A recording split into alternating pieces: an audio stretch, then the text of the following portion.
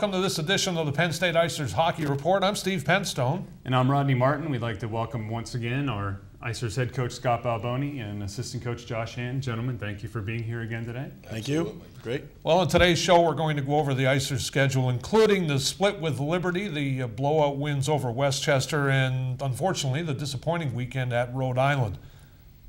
All right, guys, but first, before we get started, I want to kind of just start off the show today by getting your thoughts generally, what strengths, what weaknesses, and Steve, I'm going to ask you too, what players stood out to you the most in this block of games. Scott, why don't you go ahead?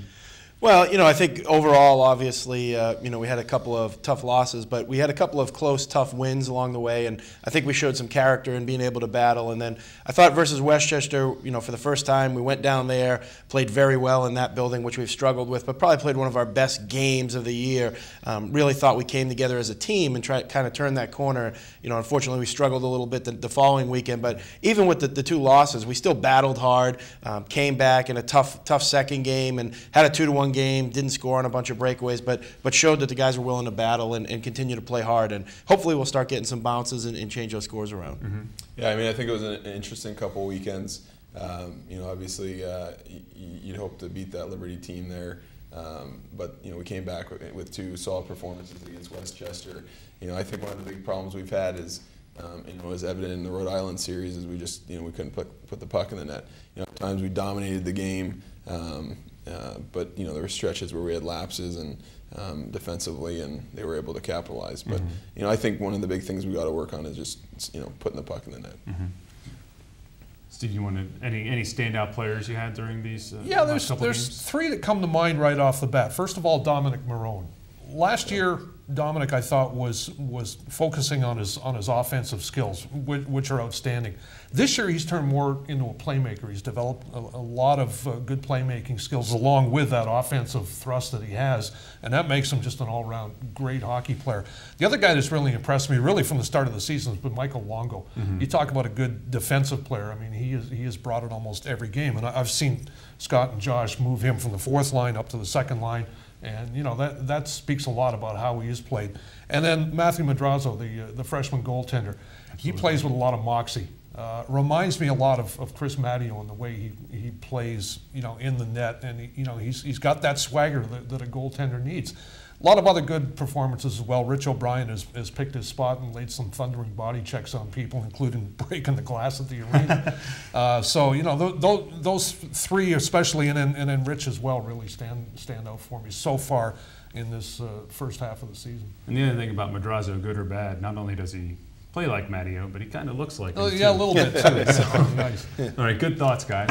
Well, let's go on and take a look at our highlights. First, starting with the two tight games we had against Liberty at home. Early in the first period, and the Icers strike first. A beautiful pass from Dan Laux up to a streaking Chris Pronchek, and he lights the lamp, as it were, to give the Icers a 1-0 lead. Later on in the first period, with the game tied at 1 apiece, the Icers strike on the power play as Rich O'Brien drops off the puck to Dominic Marone, who finds Eric Steinauer in front of the net. Still in the first period, the Flames get a breakaway, but Teddy Hume says no. However, the Icers fail to clear, and it's Greg Jensen finally getting it past Teddy to tie the game at 2. Hume would yield to Dan Ivanier after surrendering the go-ahead goal to Rick Turner early in the second period. Third period now, Icers trailing 3-2, and they're on a mission. Tim O'Brien nets a goal, then it's Timmy on the spot once again as he cleans up the garbage in front of the net to put the Icers up for good. Kurt Collins says two can play that game as he gets the first of 2 goals off a great feed from Dominic Marone to make it 5-3. However, it was Tim O'Brien saying, "Not so fast, my friend," as he completes the hat trick to turn the lights out on the Flames by a final score of 7-3. Matt Madrazo gets his first start in net as an Icer and is rudely welcomed by being outdueled on a poke check for the puck by Adam Dockstetter with a wicked wrist shot from Tim O'Brien and then a redirection goal from Eric Steinauer just 37 seconds apart. Early in the second, however, the Flames answer back with a goal from Brent Boschman to tie the score at 2. Just 1:45 remaining, Steve Moeller spoils the night, beating Madrazo low stick side to give the Flames the win and a split on the weekend. Well, as you can see, the Icers came through in the first game with Liberty, but just couldn't quite pull off the sweep, giving up that late goal. Scott, how do you think the team played during that weekend? Like I said, overall, I think we showed that we can continue to battle. It was our first real tough test of the year. With a tough test against Liberty, good solid team, and we played well on Friday night, and obviously, I thought we played pretty well on Saturday too. We just obviously couldn't come out with that victory. All right, Josh. Again, coming back, tremendous third period on that first game. Right. Second game again. I mean, Scott hinted at it. What did you take away from that game? I was on the road doing a little recruiting, so I watched it online, and it was interesting for me to watch it, from a different perspective than I usually do from the bench. I think, like you said, we just didn't have that third period that we did in the first game. Mm-hmm. And I think that after talking to Matt, in the goal, I think he would have liked to have that goal back, and I think that's a little bit of him just being a rookie, and but I think that's a game we should have won. Mm-hmm. Yeah. Well, you watched online, so obviously you must have been impressed. All right, we're going to be right back with more highlights and analysis after the break, and you're watching the Penn State Icers Hockey Report. Anyone else? My name is David, and in 8 years, I'll be an alcoholic. Hi, David. I'll start drinking in middle school, just at parties. But my parents won't start talking to me about it till high school. And by then, I'll already be in some trouble. Kids who drink before age 15 are 5 times more likely to have alcohol problems when they're adults. The thing is, my parents won't even see it coming. So start talking. Who's next? Before they start drinking.